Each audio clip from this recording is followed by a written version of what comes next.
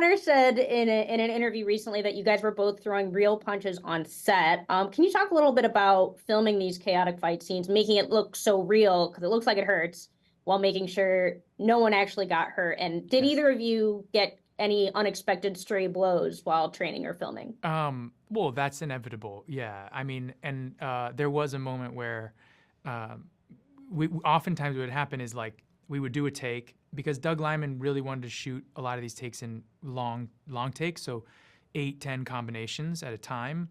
And then we had this 4-pass process, which is a new way of shooting fight sequences, which required the Hollywood pass, then a pass with pads of like hitting a pad and then getting hit with the pad so you could get the impact from both sides, and then a slow motion version that we had to do. So each one of these takes had to do these passes.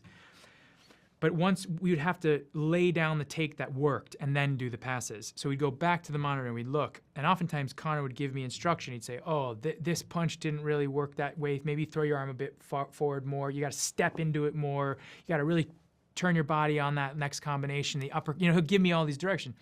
And at one point he's talking to me by the monitor and we're kind of close. And we shot a lot of these fights at night.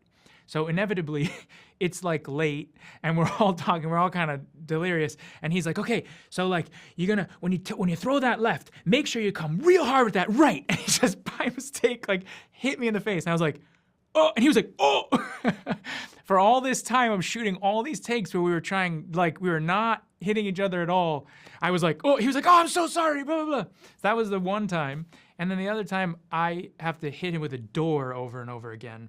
But it was all a matter of measurement, right? Inches.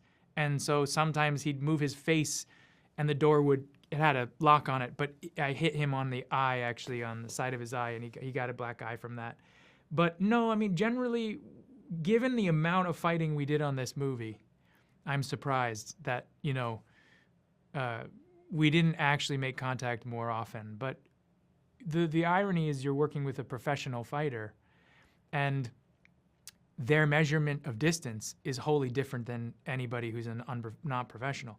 So like I think actually it's advantageous because he knows the difference in millimeters of how to make it look real and not.